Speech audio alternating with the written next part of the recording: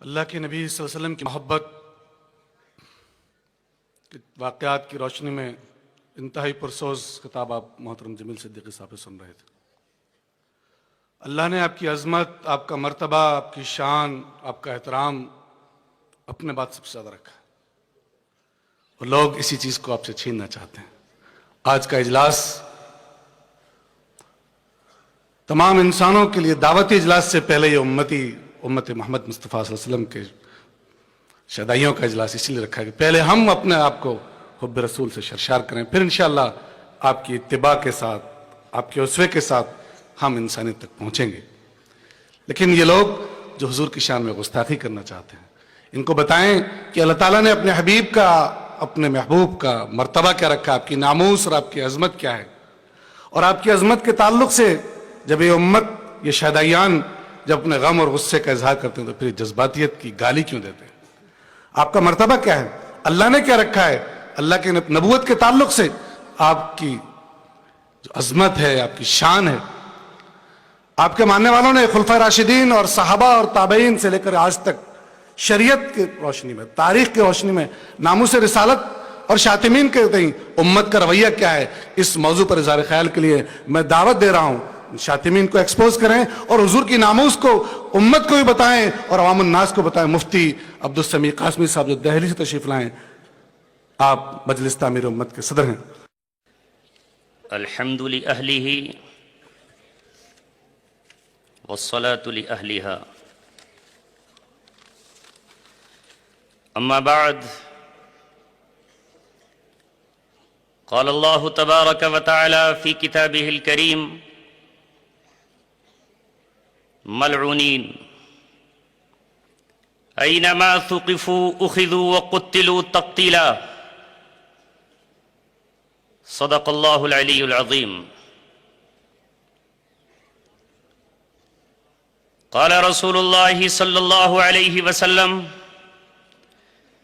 لا يؤمن احدكم حتى اكون احب اليه من والده وولده والناس اجمعین۔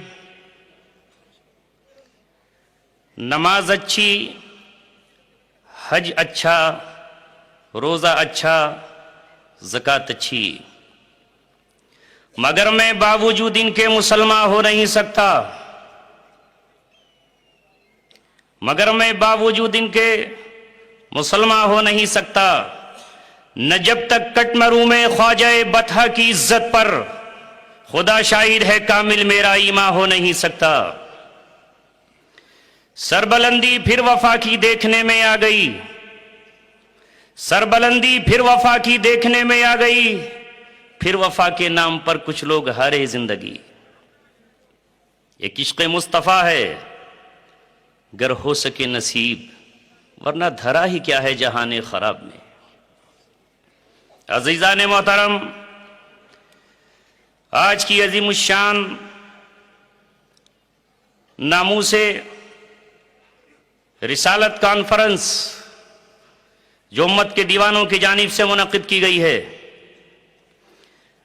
دیکھنا یہ ہے کہ اللہ تبارک و تعالیٰ نے اپنے نبی کی ناموس کے تعلق سے کیا احکام قرآن مجید میں نازل فرمائے ہیں، تاکہ مسلمان بھی جان سکیں اور عالم انسانیت تک بھی اس کا پیغام پہنچ سکے۔ وہ بات جو ابھی آپ حضرات کے سامنے آئی، میں اسی کو دہراتے ہوئے عرض کرتا ہوں کہ جب نبی پاک صلی اللہ علیہ وسلم کی شان میں کھلے الفاظ میں نہیں، دبے الفاظ میں دل کا بغض نکالنے کے لیے یہودی قوم نے، جس کا بغض کل بھی تھا اور آج بھی ہے اور تا صبح قیامت جاری رہے گا، لفظ راعنا استعمال کیا۔ صحابہ سمجھنے لگے کہ شاید یہ کوئی بہت ہی عمدہ لفظ ہے، ہم بھی اسے استعمال کرنا شروع کر دیں۔ اللہ تبارک و تعالیٰ کی غیرت جوش میں آئی اور اللہ تبارک و تعالیٰ نے کہا: یا ایھا الذین آمنوا لا تقولوا راعنا۔ یہودیوں کا استعمال کیا ہوا ورڈ لفظ استعمال مت کرو، اس لیے کہ اس سے یہ نبی پاک صلی اللہ علیہ وسلم کی توہین کا اشارہ لیتے ہیں، اپنی محفلوں میں جا کر یہ کہتے ہیں کہ ہم نے رائنا لفظ استعمال کیا، ہم زبان کو ذرا کھینچ دیتے ہیں اور راعی کہہ دیتے ہیں، جس سے اشارہ ہوتا ہے کہ آپ صلی اللہ علیہ وسلم ایک چرواہے ہیں، صحابہ کو اللہ تعالیٰ نے حکم دیا اور قیامت تک کے لیے حکم بن گیا۔ اے ایمان والو، تم اللہ تبارک و تعالیٰ کے رسول کی بات کو غور سے سنو، واسمعوا، ضرورت پیش آئے تو کہو انظرنا۔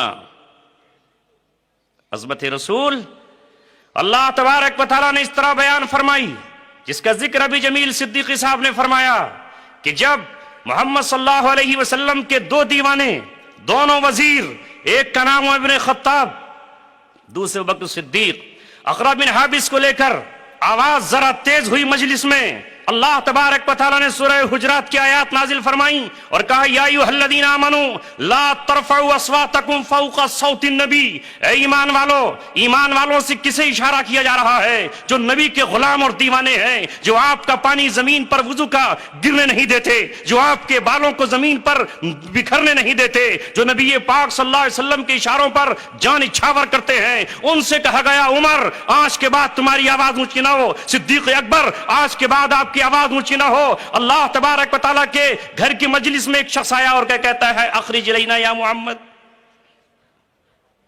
دیہاتی تھا، سادہ تھا، نام لے کر پکارا۔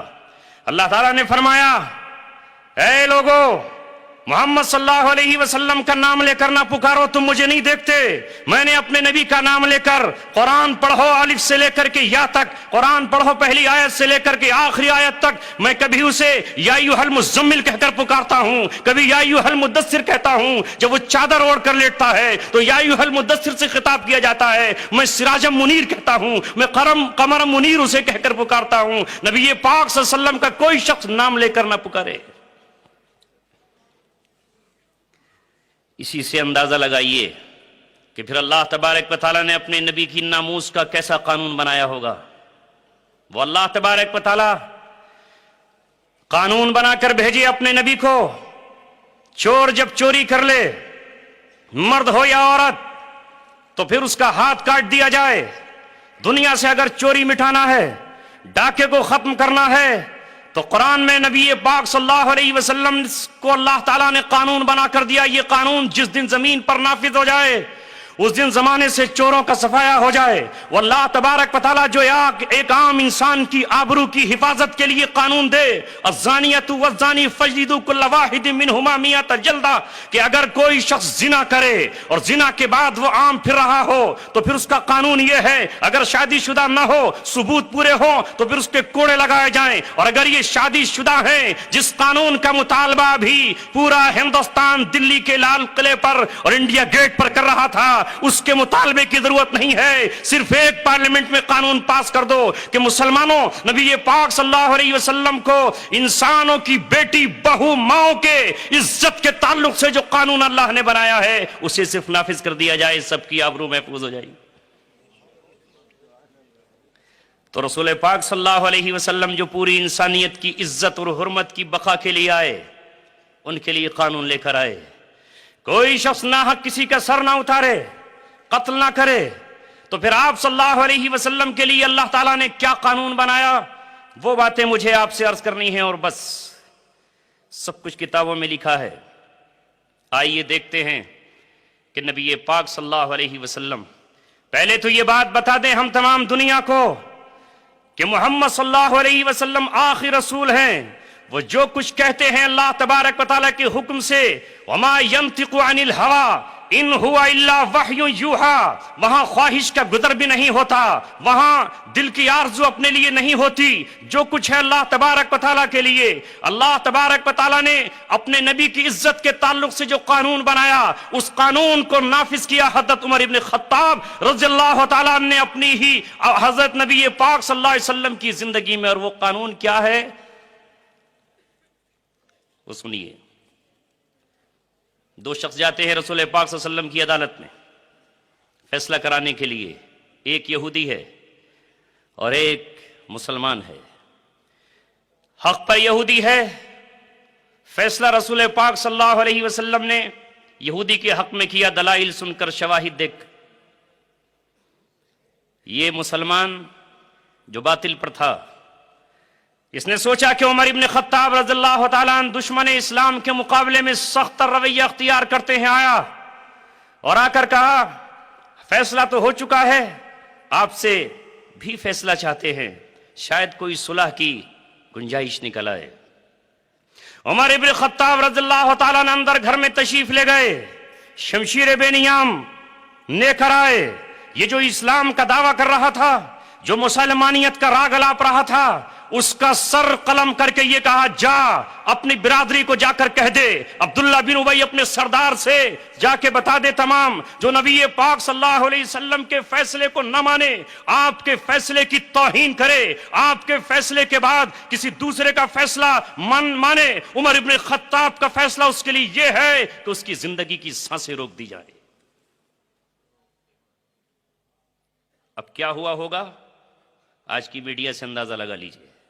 جو کچھ ہوا 1400 سال پہلے، اس کی دھمک عرش اعظم تک پہنچی۔ اللہ تبارک و تعالیٰ نے آیت اتاری، نازل فرمائی اور اپنے نبی سے کہا، اور قیامت تک کے لیے وہ قانون، آئین، دستور، کانسٹیٹیوشن، سمویدھان بن گیا ہے جو ایک ایک مسلمان کے لیے ماننا ضروری ہے۔ فلا وربک لا یؤمنون حتی یحکموک فیما شجر بینہم، اے نبی تیرے رب کی قسم، وہ شخص مومن نہیں ہو سکتا، نہ آج نہ کل نہ قیامت کی صبح تک، جو آپ کے فیصلوں کو تسلیم نہ کرے، جو آپ کے قلم سے لکھے ہوئے فیصلے کو نہ مانے، اور ماننا ہی نہیں ظاہری طور پر بھی مانے، دل کی دنیا میں بھی اس کے کوئی خلل پیدا نہ ہو۔ فلا وربک حتی یحکموک، جب تک آپ کے فیصلے کو نہ مان لے، فیما شجر بینہم ثم لا یجدوا فی انفسہم حرجا مما قضیت، اور وہ آپ کے فیصلے سے پوری طرح متفق بھی ہو۔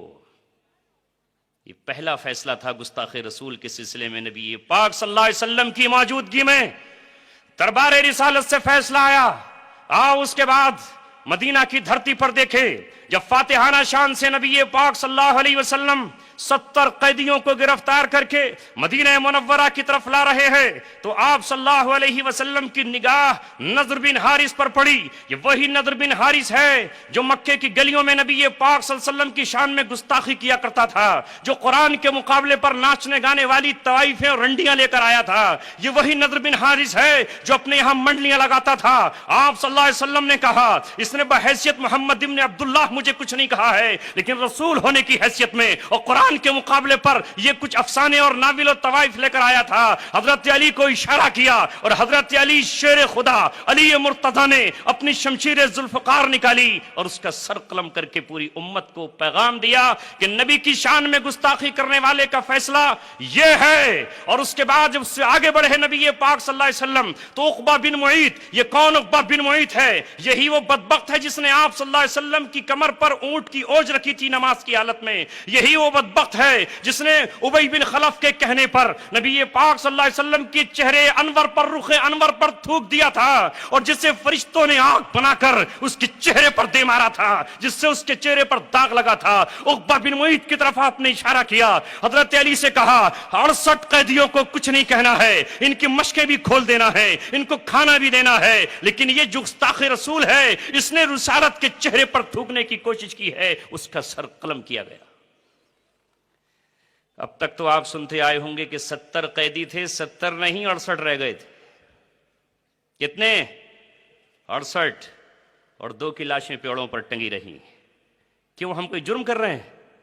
انڈیا گیٹ پر ایک بچی کی موت کے بعد، اس کی عصمت دری کے بعد پورا ہندوستان سراپا احتجاج بن جائے کہ انہیں پھانسی کی سزا دو، انہیں سولی کی سزا دو، انہیں پھانسی کی سزا دو، انہوں نے ایک بچی کے ساتھ ظلم اور ستم کیا ہے، ہم بھی اس مطالبے میں شامل ہیں۔ تو کہ آج محمد کے غلام، پوری انسانیت پر نبی پاک صلی اللہ علیہ وسلم کا حق ہے وہ اس سزا کو بیان بھی نہ کر سکیں؟ اگر ایسا ہم نہ کر سکے تو میرے عزیزو دوستو، نبی پاک صلی اللہ علیہ وسلم سے غلامی کا حق ادا نہیں ہو سکتا۔ اور آگے آئیے، فتح مکہ۔ فتح مکہ پر نبی پاک صلی اللہ علیہ وسلم نے عام معافی کا اعلان فرمایا، لیکن تاریخ گواہ ہے، سیرت ابن ہشام ہو یا ابن اسحاق، سیرت حلبیہ ہو یا سیرت مصطفیٰ، رحمت العالمین ہو یا کوئی اور سیرت، تمام کے تمام اٹھا کر دیکھ لیجئے، آپ صلی اللہ علیہ وسلم نے تمام کو معافی کا اعلان کیا، لیکن تقریباً 15 یا 16 وہ لوگ تھے جن میں مرد بھی تھے اور عورتیں بھی شامل تھیں، جنہیں آپ نے فرمایا کہ یہ واجب القتل ہیں، اس لیے کہ یہ رسول پاک صلی اللہ علیہ وسلم کی شان میں گستاخی کا ارتکاب کر چکے ہیں۔ ان میں عبد العزیٰ ابن اخطل بھی تھا، ابن خطل بھی تھا، جس کو نبی پاک صلی اللہ علیہ وسلم سے عداوت و دشمنی تھی۔ اس نے 2 اپنی باندیاں اور لونڈیاں صرف اس لیے کرائے پر خرید رکھی تھی کہ وہ آپ صلی اللہ علیہ وسلم کی شان میں گستاخی کرے۔ کہاں تھا؟ خانہ کعبہ میں۔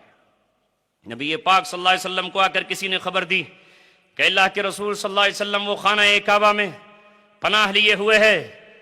عبد العزیٰ ابن خطل، نبی پاک صلی اللہ علیہ وسلم نے کہا اگر وہ خانہ کعبہ کے پردوں سے بھی لپٹا ہوا ہو، مقام حجر اسود پر ہو، مقام ابراہیم پر کھڑا ہو، اسے وہیں قتل کر دیا جائے۔ لہذا سعید بن حریث، سعید بن حارث اور حضرت عمار بن یاسر رضی اللہ تعالیٰ عنہ دونوں کے دونوں آگے بڑھے۔ حضرت سعید تیزی سے آگے بڑھے اور اس کا سر اتار کر قیامت تک کے لیے پیغام دیا کہ گستاخ رسول کی سزا نبی پاک صلی اللہ علیہ وسلم نے بدر کے بعد بھی متعین کر دی ہے، حضرت عمر کے فیصلے کے بعد اللہ نے طے کر دی ہے اور فتح مکہ پر بھی طے کر دی ہے۔ انہی میں نبی پاک صلی اللہ علیہ وسلم کے خلاف گستاخیاں کرنے والی اس کی 2 باندیاں تھیں، ایک نے معافی مانگ لی اور دوسری کا سر قلم کیا گیا۔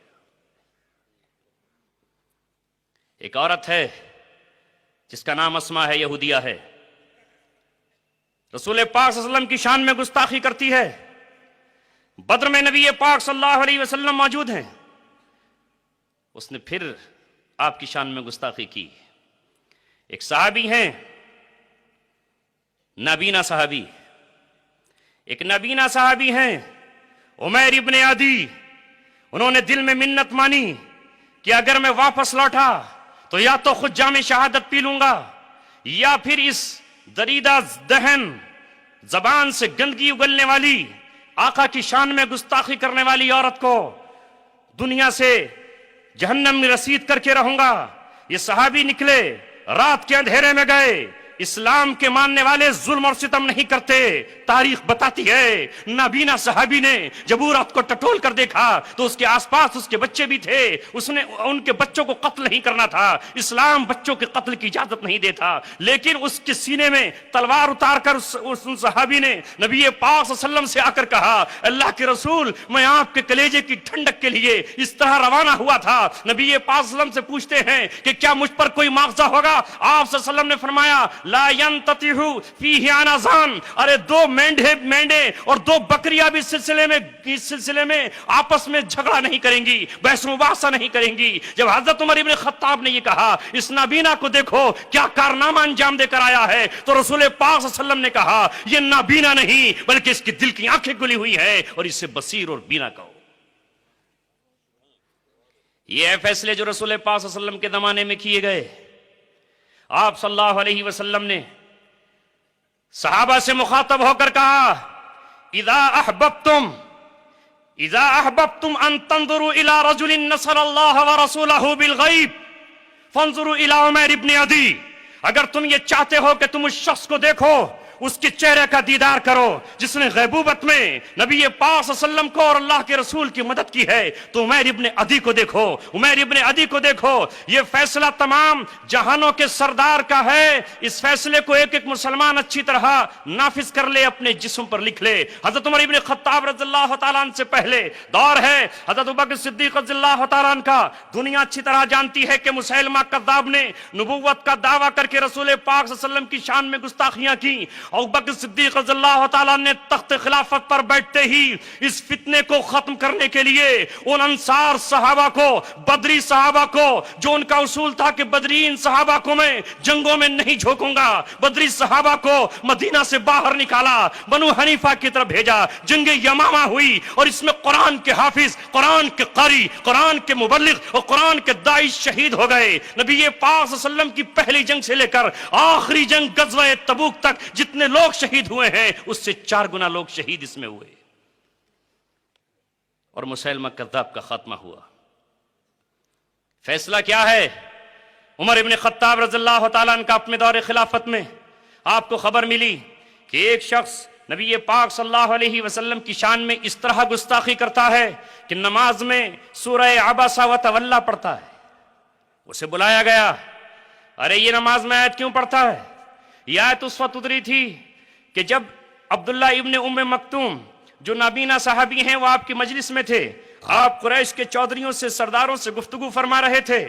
آپ نے سوچا یہ تو اپنے گھر کا دیوانہ ہے، ذرا ان کی طرف توجہ کر لوں. اسی وقت اللہ تعالیٰ نے آیت اتاری عبس و تولی ان جاءہ الاعمی. تو اس شخص نے یہ کہا کہ مجھے ذرا مزہ آتا ہے اس آیت کو پڑھتے ہوئے، اس لیے حضرت عمر ابن خطاب نے کہا چونکہ اس میں یہ بات ہے کہ اس شخص نے چہرہ پھیر لیا، رخ انور پہ جلال آ گیا، لہذا تو اس سے مزے لے رہا ہے. اس سر کو بلایا اور فیصلہ عمر ابن خطاب نے اس شخص کے بارے میں یہ کیا کہ اسے قتل کر دیا جائے. آئیے خلیفہ ہارون رشید جو عباسی خلیفہ ہے، امام مالک کا دور ہے، حضرت امام مالک رحمت اللہ علیہ سے فتویٰ پوچھا. کہا کہ علماء عراق نے نبی پاک صلی اللہ علیہ وسلم کی شان میں گستاخی کرنے والے کے سلسلے میں کوڑوں کی سزا متعین کی ہے. تو حضرت امام مالک غصے سے ابھر آئے اور یہ کہا کہ ما بقاء الامت بعد شتم نبیہا، اس امت کی زندگی ہی کیا ہے، اس امت کی حیات ہی کیا ہے، اس امت کا جینا ہی کیا ہے کہ جس کے نبی کی شان میں گستاخی کی جا رہی ہو. اور آپ نے فرمایا کہ نبی کی شان میں گستاخی کرنے والے کی سزا قتل ہے، اس کے سوا کوئی اور سزا نہیں ہے. رہی کوڑوں کی سزا تو وہ صحابہ کی شان میں گستاخی کرنے والوں کے لیے. یہ امام مالک کا فتویٰ. عمل ان بادشاہوں کا بھی لے لیجئے جو بادشاہ گو کے خلیفہ راشد نہ تھے. موسیٰ بن مہدی عباسی خلیفہ ہے، اس کے سامنے ایک واقعہ پیش کیا گیا کہ ایک شخص نے نبی پاک صلی اللہ علیہ وسلم کے قبیلہ قریش کو برا کہا. قبیلہ قریش کو برا کہنے کے ساتھ ساتھ آپ صلی اللہ علیہ وسلم کی شان میں بھی گستاخی کی. آپ صلی اللہ علیہ وسلم کی شان میں گستاخی کرنے کے بعد اس خلیفہ نے جس کو ہادی کہا جاتا تھا اسے بلایا اور بلا کر علماء سے پوچھا علماء بتاؤ کیا مسئلہ ہے. علماء نے کہا کہ ہاں اس کے قتل کا فیصلہ ہے، یہی علماء کا فیصلہ ہے، یہی تمام انبیاء، یہی تمام امت کا اجماع ہے. اس بادشاہ نے یہ کہا ارے قبیلہ قریش ہی کافی تھا، چہ جائے کہ اس نے محمد صلی اللہ علیہ وسلم کی شان میں گستاخی کی ہے، اور اس کا سر قلم کیا گیا. اور آگے چلے آئیے، پوری امت 1400 سال سے متفق چلی آ رہی ہے. نور الدین زنگی کا زمانہ ہے. 2 عیسائی نقب لگاتے ہیں، سرنگ کھودتے ہیں تاکہ سرور دو عالم صلی اللہ علیہ وسلم کے جسم مقدس کو نکال کر لے جائیں. خود سرور دو عالم نور الدین زنگی کے خواب میں آتے ہیں اور آ کر کہتے ہیں نور الدین میرے جسم کو، میرے مقدس جسم کو تو ان کیری آنکھوں والے سے مجھے بچا لے. نور الدین زنگی نے تلاش کیا.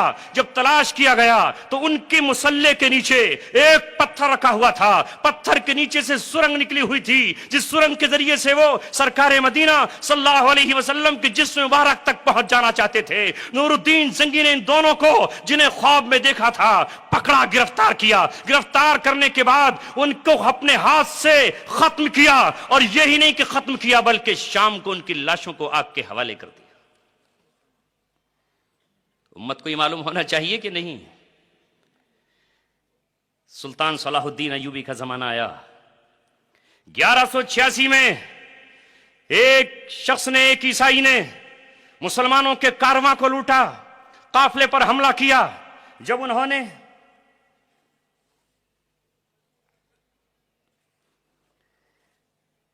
نے درخواست کی اور یہ کہا کہ ہمیں معاف کر دو، ہمیں آزادی دے دو، تو اس نے حقارت کے ساتھ یہ کہا ادعو محمدن ینصرک، اپنے محمد کو کیوں نہیں بلاتا وہ تیری مدد کو آئیں.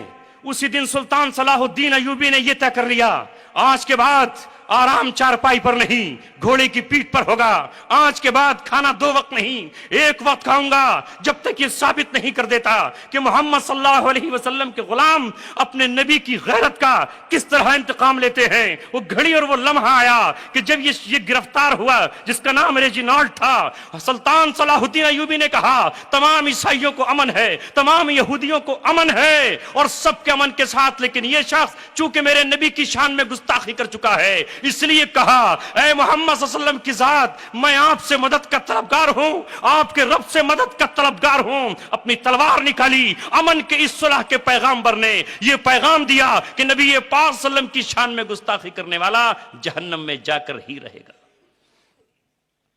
آخری بات، میرے پاس پوری تفصیل تھی جو 2 صفحوں پر تحریر کر کے لایا تھا، لیکن نہ تڑپنے کی اجازت نہ فریاد کی، گھٹ کے مر جاؤں یہی مرضی میرے سیاد کی۔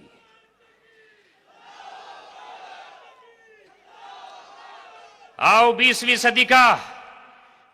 صدی کا یہی ہندوستان جو منقسم نہیں ہوا تھا، جس میں یہاں کتاب لکھی جاتی رہی، رگیلہ رسول کے نام سے کتاب لکھی۔ 1860 تک جب تک مغلیہ حکومت تھی، قانون یہی تھا عدالتوں کا۔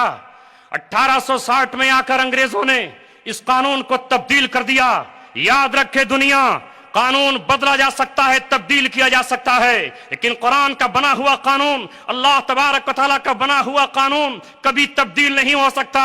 جب عدالتوں میں قانون تبدیل کیا گیا تو محمد کے شیروں نے، محمد کے دیوانوں نے، محمد کے غلاموں نے اپنے ہاتھ میں یہ قانون لے لیا، اور اس وقت جب کتاب رنگیلا رسول پرکاشت میں آئی، پرکاشن ہوا اس کا، تو پورا ہندوستان اکٹھا ہو گیا۔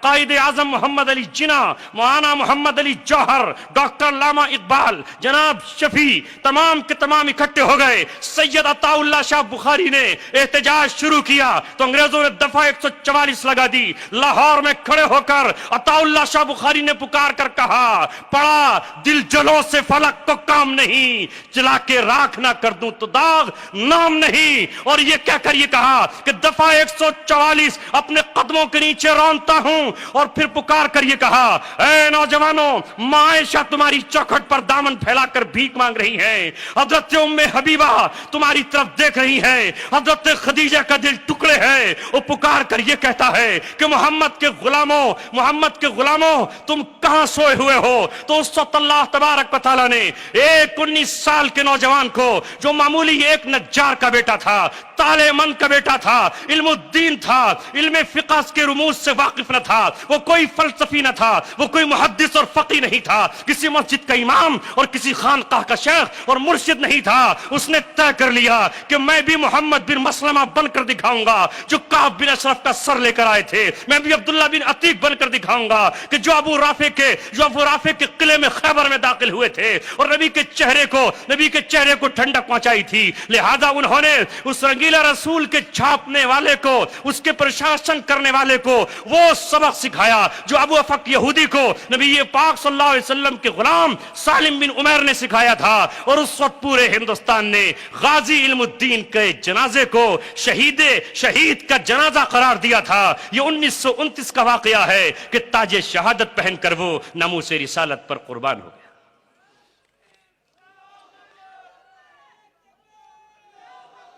لہذا امت کا رویہ تمام صدیوں میں، تمام قرنوں میں یہی رہا ہے۔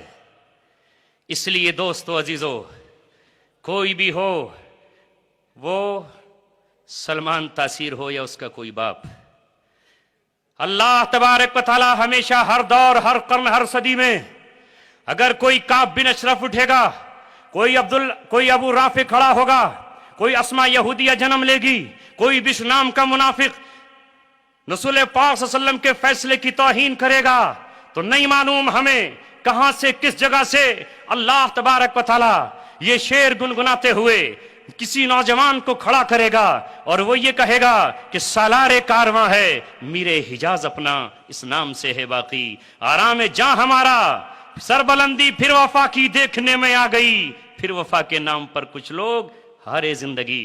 وآخر دعوانا الحمدللہ۔